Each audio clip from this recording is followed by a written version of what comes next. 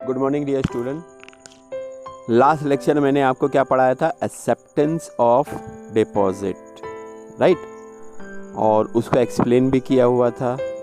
और मुझे पता है कि आप लोग भी रीड करके अपने बुक में लिख लिए होंगे, बिकॉज ये जितने भी चैप्टर्स 2 में दिए हुए ये शॉर्ट नोट्स में आने के चांसेस हैं। और ब्रीफ में जो आता है क्वेश्चन वो तो मैंने आपको पहले ही दे दिया है, ओके। और अब मैं आपको देने जा रहा हूँ बॉन्ड्स। ये सब बोरोड फंड वाला है। ओन फंड वाला हो गया आपका, राइट। ओन फंड में क्या था आपका? Own capital, own fund, equity shares था, प्रेफरेंस शेयर्स था, राइट। अब आ गया आपको बोरोड फंड। बोरोड फंड के अंदर मैंने आपको बताया, डिवेंचर बताया था, एक्सेप्टेंस ऑफ डिपॉजिट है।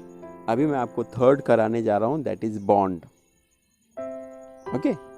तो हम स्टार्ट करते हैं बॉन्ड्स। आप भी ध्यान से सुनिए, ओके। बॉन्ड्स इज अ डेब्ट security. It is a formal contract to repay borrowed money with interest, okay. Bond भी एक तरह का क्या है? फॉर्मल कॉन्ट्रैक्ट है, डेब्ट सिक्योरिटी है, और एक तरह का लोन है। Bond is a loan. The holder of bonds is a lender to the institution. He is a creditor of the company.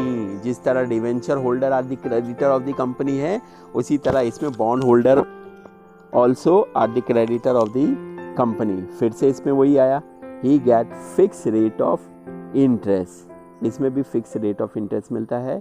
All bonds have maturity date and is paid in cash at certain date in future, right. Bond भी एक तरह का loan है। Bond holder आदि creditor of the company. Maturity date पे उसको bond holders को पैसे उसको रिटर्न मिल जाते हैं। According to Webster dictionary, a bond is an interest bearing certificate issue by the government और a business firm promising to pay the holder a specific sum at a specified date. Thus, a company borrows money and issue bonds as an evidence of debt. Interest is payable on bond at a fixed interval or on maturity of bond. Again, I am saying the same thing. ये issue कौन करता है? Government करेगा या तो business firm करेगी, right. और in return interest मिलता है बॉन्ड होल्डर्स को। That is why they are called as bond holder of the company. एक तरह का क्या डेब्ट सिक्योरिटीज है। उसी तरह डिवेंचर भी एक तरह का डेब्ट सिक्योरिटीज था, उसी तरह आपका बॉन्ड्स भी एक तरह का डेब्ट सिक्योरिटीज है। Now come to the features part. Nature of finance. Nature of finance. Bond holder are the creditor of the company. It is a debt financing. It provides long-term finance. The bond can be issued for a longer period, that is 5 years, 10 years, 25 years, 50 years. Right? It is for long-term period. Starting 5 years है, 10 years, 15 years, 25 years, depend upon the maturity, depend upon the company and depend upon the bond holder. उसको कितने साल तक का पैसे अपने deposit करने हैं वो उसके ऊपर डिपेंड होता है। या तो 5 साल का डिपॉजिट करेगा, या तो 10 साल का करेगा, या तो 15 साल का करेगा, सब उसके ऊपर डिपेंड है। Second, status of bond holder.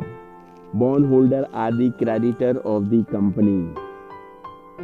The bondholders are the creditor of the company. Since they are creditor and